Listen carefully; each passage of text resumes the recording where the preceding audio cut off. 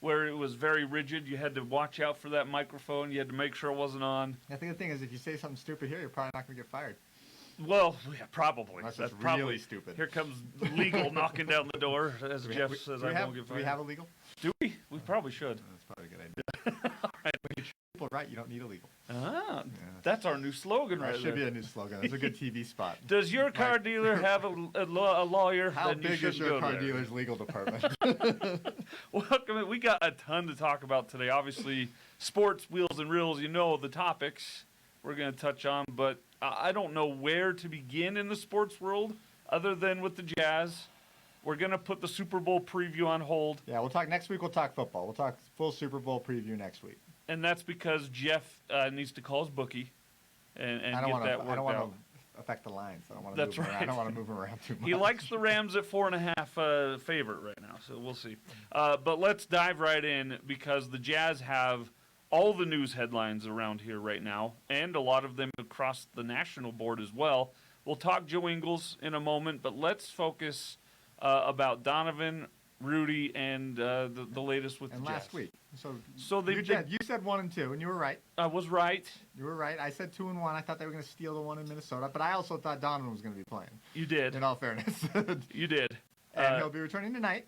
That is according to Woj. She says he's expected to play tonight. But the nice thing is they were, competitive, and all of them. Minnesota blew them out pretty bad. Yeah. But they didn't have any players. And I actually went to the game on Wednesday, the Nuggets game, who we're really good against the Nuggets. Let's get them in the playoffs. Let's just have them play back-to-backs. All the time on back-to-backs. Every other game against Denver. But I got to say, that game was really entertaining. What was the most entertaining part? It's just part? The random rosters. That's so funny. And there was effort, though. Like, they brought in the young guys. Butler played. He played great effort. Trent Forrest was awesome. If Trent Forrest plays like that in a backup role, give him the minutes. Well, he was aggressive. He went to the hoop. He played hard. I like that Trent Forrest. Do you? I do like that Trent Forrest. That Trent Forrest. What's hard for me with Trent Forrest is that we have an offense that's completely built on shooting three-pointers, and he doesn't do that very well. Although he made his first one. He did. He did make that first one from the corner, which was nice to see him make a three-pointer. But he should only be shooting threes from the corner. If he's ever shooting threes at all. But the problem is that the teams know he's not going to shoot on anything but a corner three. Yeah. So if he gets the ball on one of those angled three-point shots, they just go to the next guy. Yep. And so it ruins the whole rotation and the blender, as they like to call it, right? It ruins that having him on the court. But his defense and when he starts driving to the hoop, it's helpful. He looked confident. Yeah, he looked a lot more confident. Maybe for the first time in his career, he looked like he belonged. And I don't mean that disparagingly towards Mr. Forrest. I just don't think he is as good as he's getting more minutes than I think he deserves. Backup. I think he's a good third guy. Yeah, he's never. Right now, he'll never be a starter in the NBA. But they got the win against Denver. You said Stop the bleeding. Did they, or was it more like the bleeding slowed? It was an ESPN nationally televised game, and they stopped the bleeding.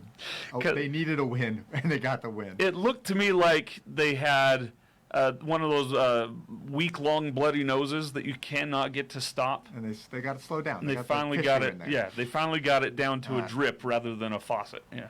All-star talk. All-star talk. Rudy and Donovan making their third All-Star game. Straight. Not a surprise.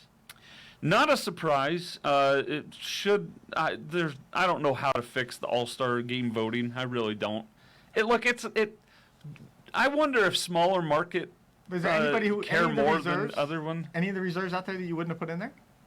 Yeah, Andrew. Oh, reserves. Oh, I'm talking about starters. Yeah. I'm not talking about reserves. Thing, yeah. I guess I'm more focused on Rudy and Donovan. I think should be starting in the All-Star game, especially Rudy Gobert. Maybe not Donovan Mitchell, but Rudy should be. John Morant deserves to be starting the thing. I'd say if the Jazz had a better record, if they still were the number one team and killing it, and if Donovan played all year, then Donovan maybe. But John Morant's having an insane season. But Rudy Gobert should be starting in the All-Star game. Yeah, and I don't know how to fix it because it is for the fans, it is for marketing, it blah, blah, blah, blah, blah.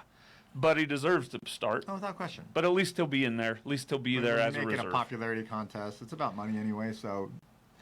Do you think Wiggins would have made the team as a reserve? Yeah. does Monty Williams Well, Monty, get it's not talked his into choice. it? Oh yeah, It's not his choice. It's all the coaches. They all vote. They all put it in. Yeah, maybe. It's close. But it's He's the last guy in. I'd say it's 50-50. Yeah, he's the last guy in. Yeah.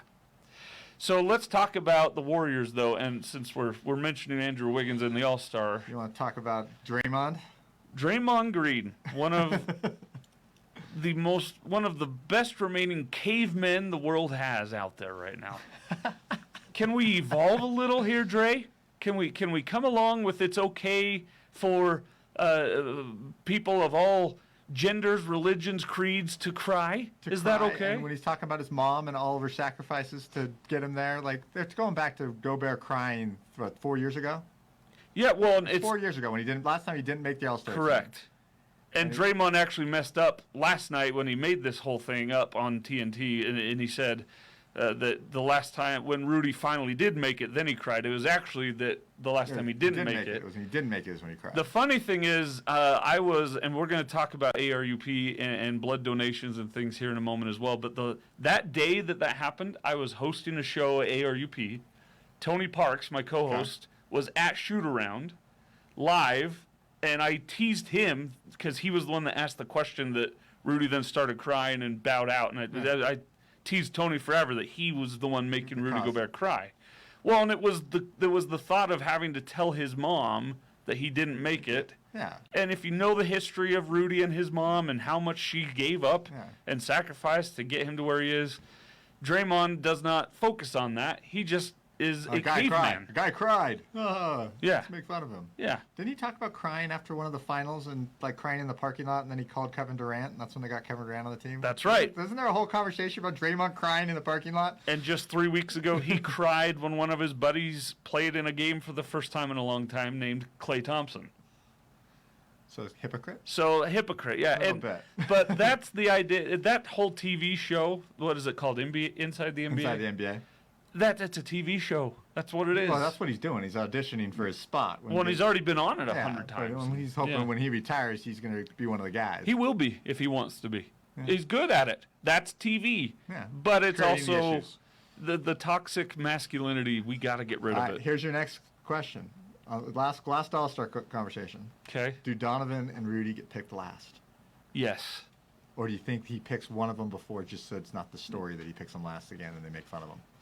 LeBron's choice, right? LeBron picks. Rudy Gobert will be the last pick of the All-Star game. That's just how it's going to be. I don't know if Donovan will be second to last. Pick, right? I guess they can pick from either pool, right? They can, yeah. So they can pick from either pool. Yeah.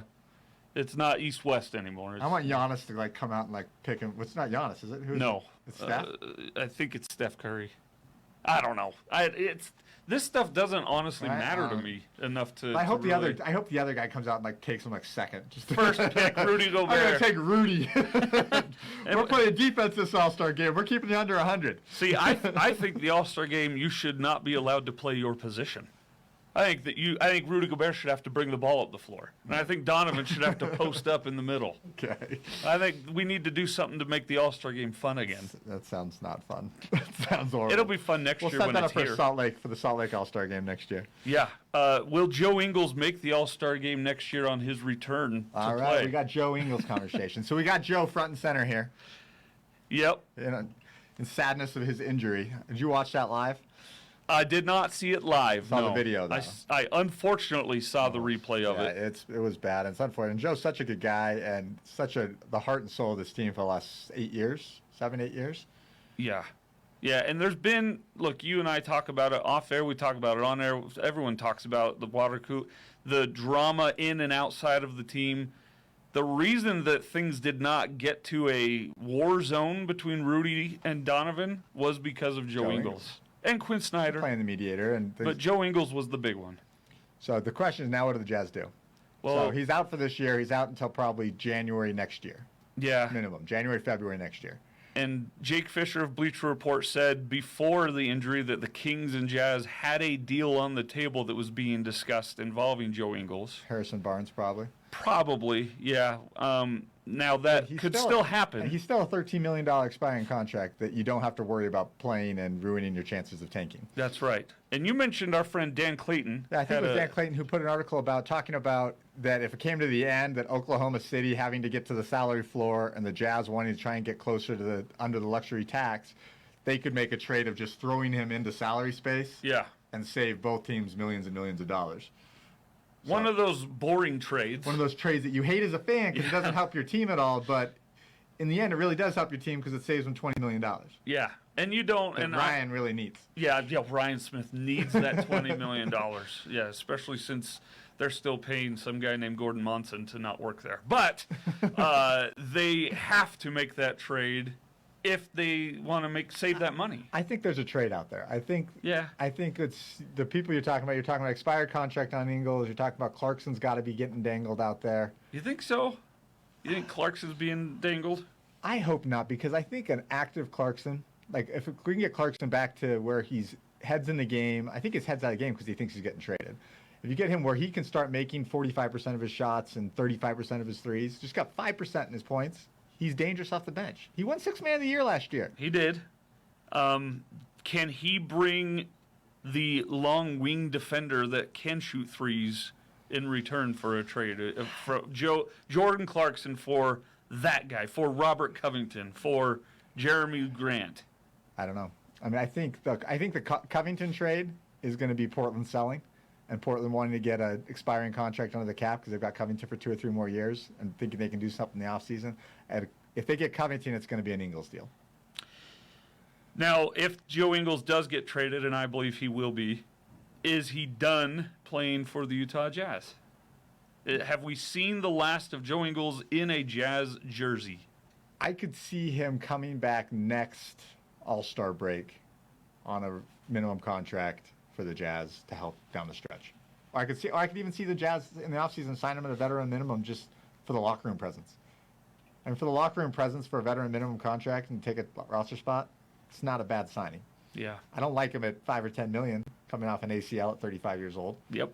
But I think at a veteran minimum, I think he's still got minutes in the NBA, and he's a guy that doesn't rely on athleticism. He's sneaky fast. Yeah. There's a reason they call him Slow-Mo Joe. Do his tricks work anymore? His little fake pass, go to the window? I think him slowing down a little bit and wanting to protect his body, which was him not wanting to go to the hoop. And you see him go to the hoop, and that's when he tore a knee. It's a freak thing, non-contact, but that's what happens when your body gets older. Now let me ask you this one. His first major injury since 15 years old, by the way. Oh, I didn't know that. He hadn't had a major injury What since was that? 15. What He was had the ankle injury? surgery when he was 15. And since then, he's been the Iron Man. He's an Iron Man. Now, he had a couple games out last year for Achilles soreness or something. Yeah. But other than that, he's played just about every game the Jazz have asked him to play. And the Boomers. Yeah. And for Australia. Which I was just going to say, if you own a team, do you try everything you possibly can to make your guys not want to play for their national teams? Because I do.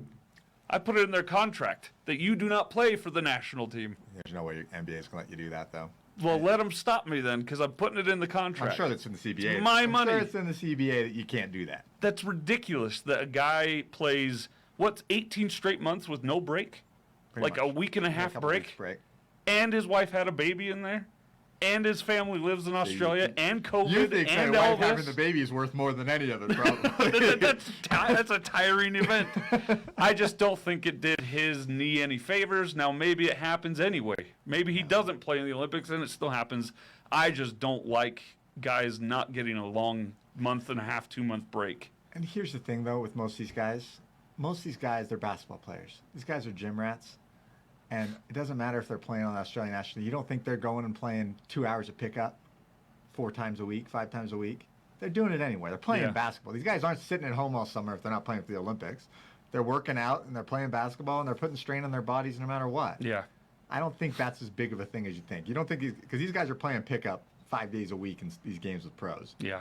I just think that it did. I think it did play a factor. Yeah. But maybe it would have happened I don't anyway. doubt that. Then, next week. Okay, so Donovan and Rudy are returning. Yep, so here's our schedule for next week. You got Brooklyn tonight. Brooklyn's lost 6 in a row. No Kevin Durant, no Aldridge. They've lost 6 in a row. Last time they lost 6 in a row was, 3-4 years ago? You got Kyrie, and you do have Harden. So? The Jazz have Donovan coming back. They do have Donovan coming Jazz back. are favored to win, so hopefully you get a win tonight. Got Knicks on Monday. Maybe get Rudy back. So that's the one. I'm surprised that Rudy is actually close to coming back this soon. That calf injury. Then speaking of Kevin Durant, that's what caused Kevin Durant to pop his Achilles was a calf injury. Mehmet Okur back in the day. Mehmet Okur. Mehmet Okur back hitting in the real day, close to home. Against Denver. Denver. I thought it was Portland. Playoffs. Denver, yeah. It was the end of that era. It was. It ended it, and because he had a calf strain and came back too soon and popped it going to the hoop. So I'm surprised. But the difference is, I think it's an upper calf strain. For Rudy. Yeah. That would make a difference. I think that's what they said when they originally did. I think they said it was an upper calf strain, which makes a big difference compared to a lower. And he's not. The Jazz are not going to bring him back if he's not ready to come back. There's no reason to bring him back for the All-Star game if he's not ready. So you Clearly know if he's coming back. And you saw him jumping around and running around on the bench in the game on Wednesday. Yeah. He's looking good. Yeah, and he's ready to get nice sky blue jacket on. I had an argument over the color with Josh about that during the game. Oh yeah, it was sky blue. What was Josh thinking it was? No, that was what Josh said it was. Josh was right. Oh, what I did was you going think more it of a was? teal. Teal. God. Sky blue. This is teal. Sky blue and mauve pants. Mauve. See, maybe this is a discussion for another day, but there's only 9 colors. We can't keep making up words. More than 9 Taupe and mauve. And come on, it's we tan were and red. Colors during the game. Tan, red, brown, blue, green. That's light, and then you can have light blue, light brown, light green. So. So you got that, and then you got Golden State at home. Yeah, this is a. If you get Rudy back Monday, Wednesday, you could see a 3-0. And then there's only 5 games between now and the All-Star game, or All-Star break. What's your prediction? Between now and the All-Star break? No, these 3 games. We're just doing 1 week at a time. We got another show. Sorry. So Brooklyn tonight. I think they get that one. I think they win tonight. Okay. The Knicks. I think they beat the Knicks, and I think they lose to the Warriors. You like 2-1? Yeah, 2-1 for over the next. I think 2-1's a success. I'm okay with 2-1. So that's the Jazz. That's the latest. I think if you get Rudy and I think you get them both back on Monday, I think you could get 3-0. I think you could beat Golden State on Wednesday if we had a full squad. Do you feel like the fan base is calming down a little bit after just 1 win? I think 1 win helps a lot. It sure does when you've lost 26 in a row. We have not lost 26. Yeah, it's close. I think we're feeling better, but Yeah. I think it's more the hope when you hear that we got Mitchell coming back. That the specialists obviously said things are okay. He's coming back. You got Rudy Gobert coming back next week. Makes you feel really good. And you get those 2. You get 2 All-Stars. I mean, your 2 All-Stars haven't been played. Right. Like, not many teams win with their 2 All-Stars not playing. Yeah, and we mentioned Joe Ingles being the glue guy, and while Alex Jensen and the rest of the staff is more than capable of coaching, Quinn Snyder's a glue in that locker room as well, and he's not been there. So, all right, so that's the Jazz. Before we break from sports, though, the NFL's Rooney Rule is back front and center. Brian Flores, canned by the Dolphins a few weeks ago, his name has come up in every coaching vacancies suggestion box of who might replace so-and-so. And now he's sued 3 teams and the NFL. He's suing the Giants, the Dolphins, and the Broncos, as well as the league, because he got a text message from Belichick. from the evil empire himself, emperor, not empire, Bill Belichick, that was essentially congratulating him on getting the Giants job. And Brian Flores was like, what have you heard that I haven't heard? He hadn't even interviewed yet. I think he was interviewed in like 2 days. And said to Bill Belichick, I don't have my interview till Thursday. And Bill responded and said, well, I hear it's yours if you want it. Then he goes and... Oops, wrong guy. My bad. I meant to send this to Brian Dable, not Brian Flores. Giants hire Brian Dable as head coach. This looks very Flores went to that interview. I saw him on Mike Greenberg's show on ESPN. Mike Greenberg asked him, if you knew that the Giants were already hiring Dable, why did you still fulfill the interview on that Thursday? And Flores said, and I liked his answer, he said, I still want to give people the chance to do the right thing. Yeah, I like that. That is where the Rooney Rule was born, I think. If we bring these guys in, they're going to make... And I look at when we do our interviews. So we do a thing that any internal position, we're always going to put a hiring process out. Even if we know the guy we want for the job, Sure. we're going to put it... And to tell you the truth, we've been surprised a few times. We've been surprised when we've gone in these interviews with a group of 6 or 7 hires of people wanting the job, and the guy we thought we were going to give the job to, or the girl we thought we were going to give the job to, we're like, that's not the right call. And we ended up picking somebody else. Right. And it happens all the time, and that's why we have an open process. And as far as like the Rooney Rule being in place to make sure that minority races are given a chance to interview for these jobs, I think the idea of it is in the right spirit, but at the same time, it opens it up to just these token interviews that they have no chance of getting the job, and it makes it worse. Like Brian Flores deserves to be interviewed for a head coach job. Yeah. He does not deserve a token interview. Right. And the NFL has presented this to the owners and kind of created a monster of its own that they have to give these token interviews to minorities. Versus a guy that's worse. Obviously completely qualified for any NFL head coaching job. So, and I don't want to pretend I know how to fix it because minorities are not getting enough opportunity. It's gotten worse. Since they put the Rooney Rule in place, it's gone from 3 NFL head coaches that are black to 1. Right. So the rule is not working. No. How do we fix it? I don't know. I like what Flores said. They'll give people the opportunity to do the right thing, and I guess you just have to keep doing that. Totally. And the last part of it, there were some great allegations in there, too, that are pretty heated. I mean, he threw the fire on everybody in his complaint.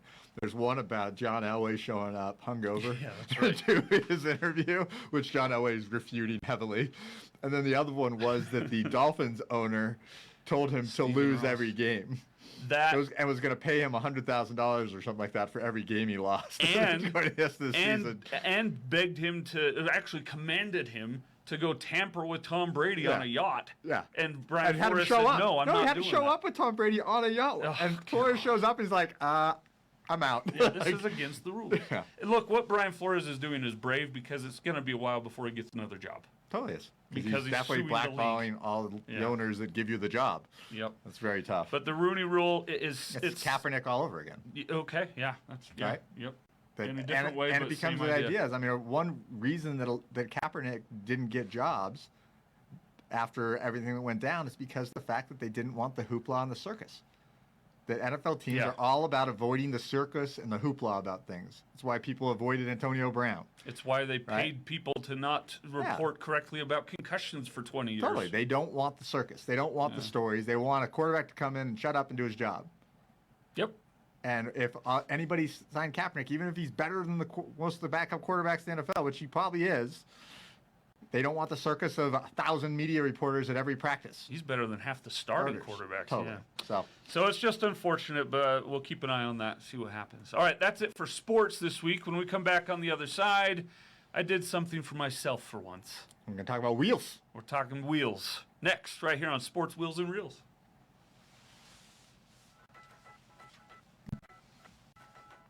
My name is Sierra Hudson. I'm a wife, mom, business owner. And my Subaru is safety for my family. So my husband Colton and I have 3 beautiful little girls. We love adventures. There's just so much to do outside, and we love being able to jump in our Subaru and just go. We've brought all 3 of our babies home from the hospital in our Subaru. So Subaru really is just a brand that's part of our family as well. My husband, he actually surprised me for Christmas in 2019 with a Subaru Ascent, and that was just the best Christmas present ever. So this past winter, it was January, we decided to take a spontaneous trip to St. George. My husband he hit a black ice or just snow, and we just started to slide. I was in the back seat, and I was just making sure, kind of bracing for my kids to be safe. And it was just one of those moments where you truly feel helpless. We hit into the cement barrier and then rotated and hit a FedEx freight truck. And after we hit that truck, we spun again. The airbags had gone off and everything was fine at that point. Our Subaru, put its life on the line for us. And I just thought that was, I know it's a car, but it means so much more to us and our family. So there's no other car I want to drive. Subaru is one of the safest brands, and people can tell you that it has all the safety features, all the bells and whistles, but I've personally lived that. I mean, we went through such a horrific accident, and I can just attest that the Subaru truly is as safe as they say. The Ascent has Subaru eyesight, and that is just an extra pair of eyes on the road, which I know I could use, and I'm sure you other moms could use as well. So when we were looking to get another Subaru, the only place that I could trust was Mark Miller Subaru. At Mark Miller Subaru, they have their Promise Price program, which is when you go in, the price you see is the price you pay. They're not haggling you. I mean, their salespeople aren't even paid on commission. So you just feel so comfortable when you walk in the doors. And as a woman, I just feel like I'm not being, talked down to. It's just such a great overall experience. As a mom with 3 busy kids, I don't have the time to drop them off places, so it's so nice that I can bring them here when I'm getting services done, looking for a new car. They have a cafeteria, they have a kids' play area, and it just makes the experience completely just relaxing, like it should be. I love Mark Miller Subaru, and so many other people do too, but hey, don't take my word for it. Just Google them. I mean, you'll see how many positive reviews come up. Subaru is a brand you can trust, and Mark Miller Subaru is the local Utah retailer that you will love.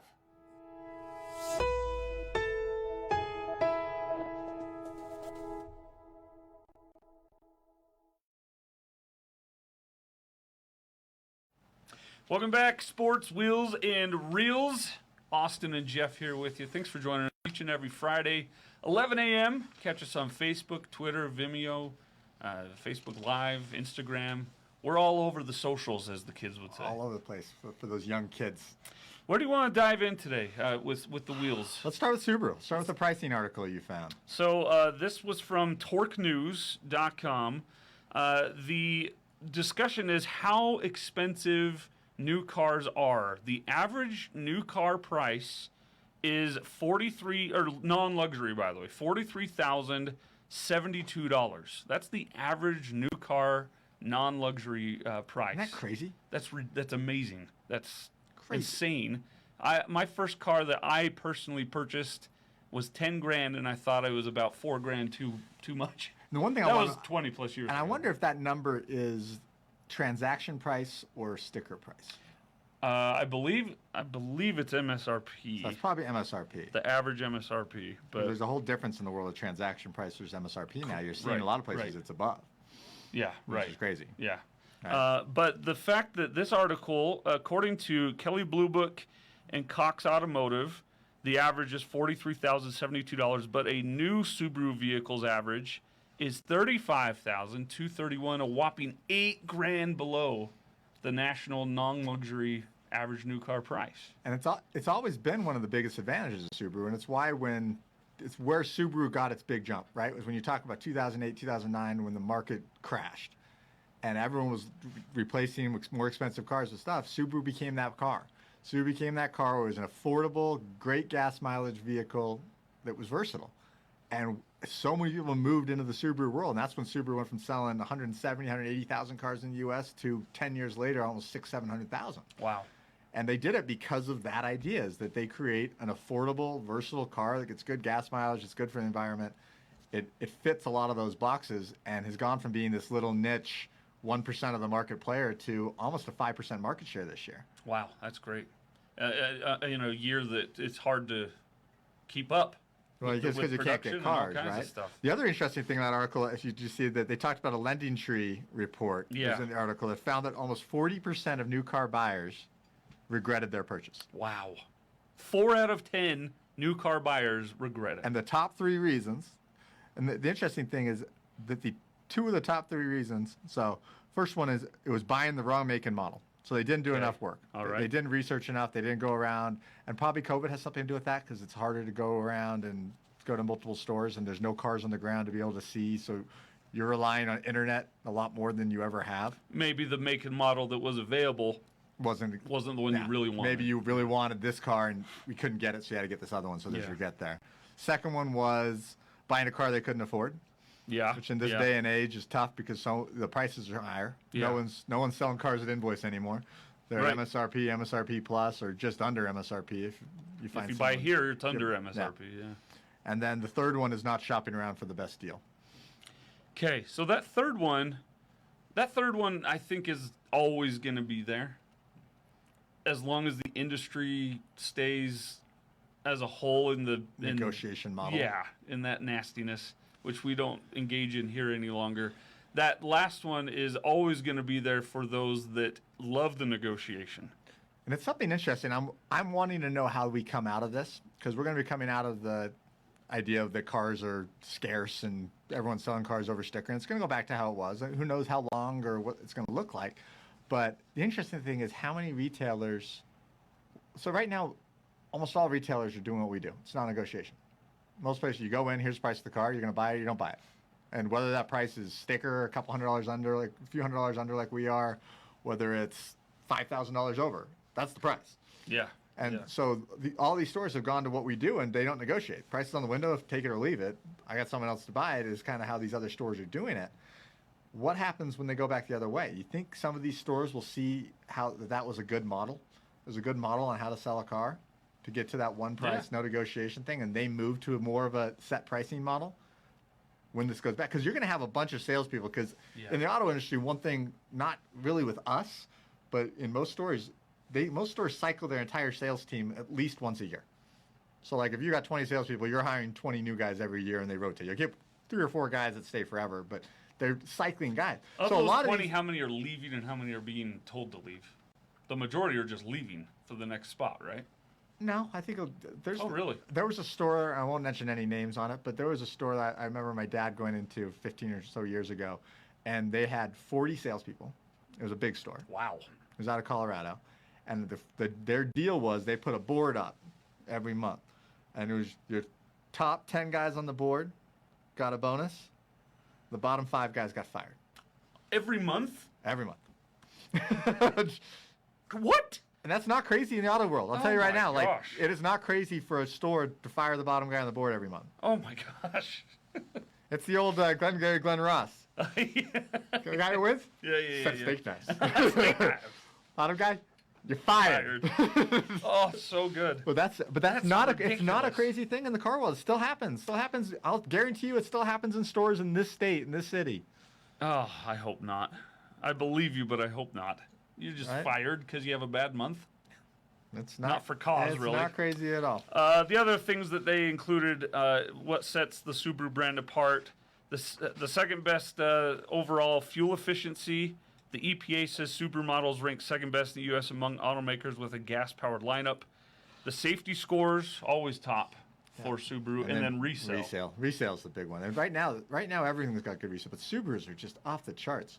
I'm not advocating this for anyone, but there is a Subaru retailer in Texas that is selling Subaru 2021 Subaru Wilderness Edition. So 22, I guess. 22, yeah. That are out of their SSLP, so they're 4 months out of SSLP with like 4,000 miles on them, for $58,000.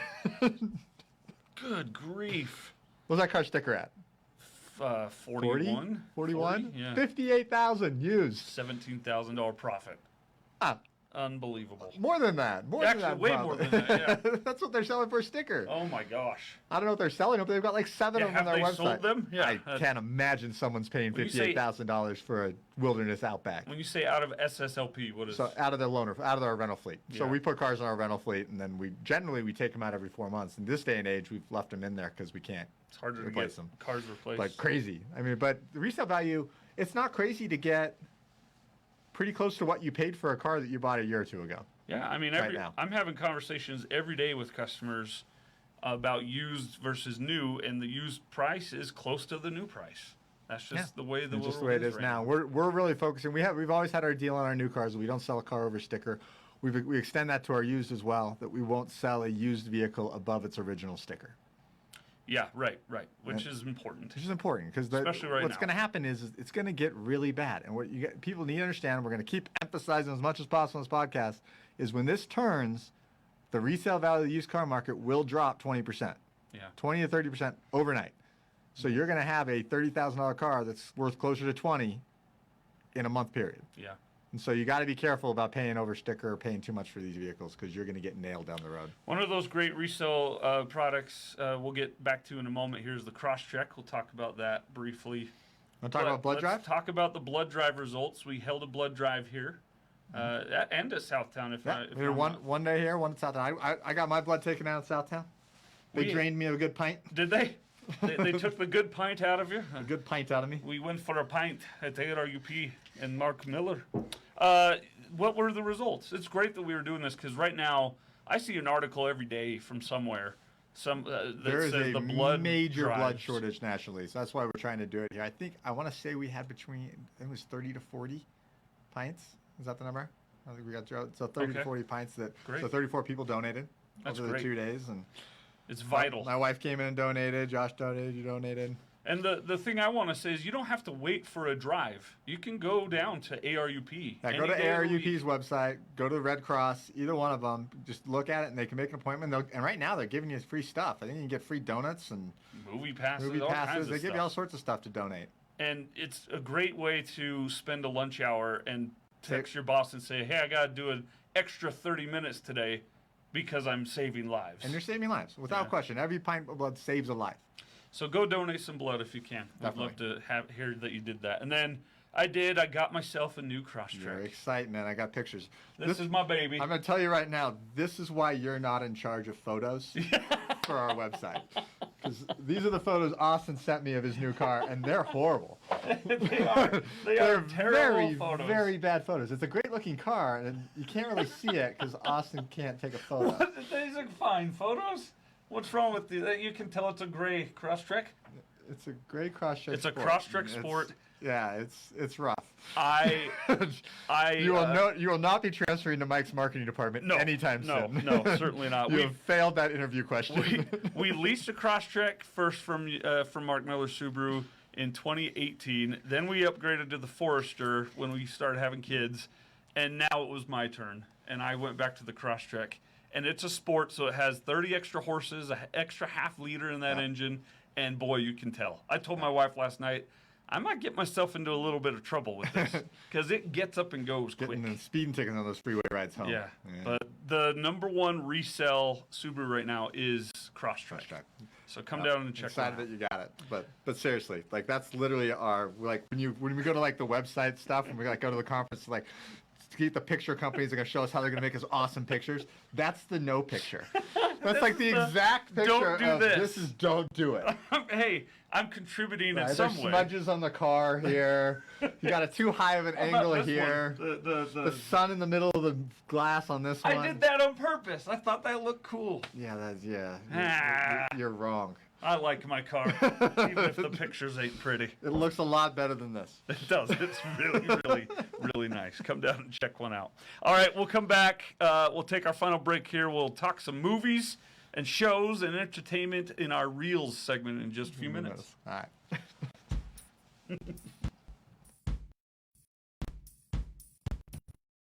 My name's Jamie Usry, and I am a dog mom, a human mom, a wife, a member of the LGBTQ plus community, an animal advocate, and my Subaru is freedom.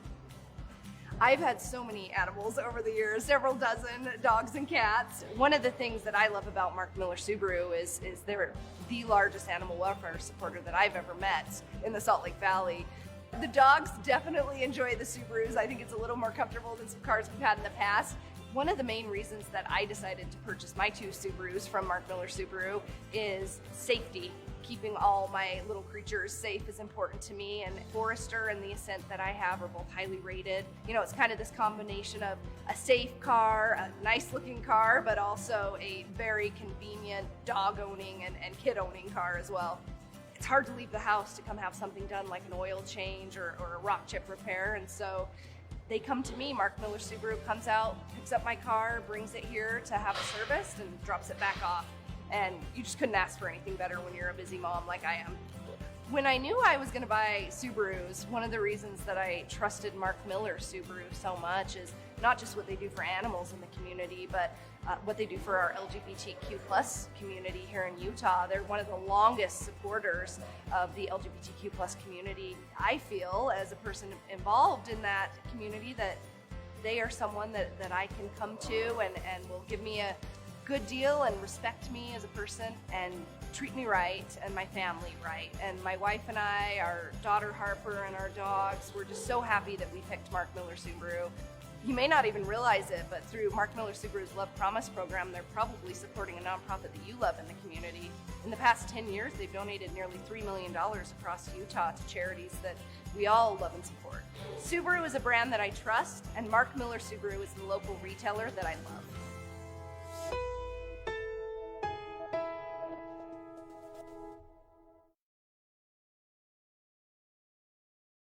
Sports, wheels, and reels. Final segment. By the way, Reels. We gotta say it. Reels. Reels. Sports, wheels, and reels. Sup to Kendall and Max, two of our product specialists. Listening from Denver, from the airport. I mean, they're supposed to be here at work, so I don't know what they're up to. I'm sure they told someone. Do you know what happened with them? So they're roommates. They're really good friends. They moved over the last weekend, and they are actually renting space from another coworker here and his wife. Okay. Well, Kendall, the other morning, backed into Max's car. Kendall is waiting on his new car to arrive, so he's still driving his old car. And Max drives a really nice 21 Outback Wilderness. Okay. And Kendall, of course, backed right into Max's Wilderness. Kendall's bumper destroyed. And you can't get one, probably. Max's car didn't even know it had been touched. Unbelievable.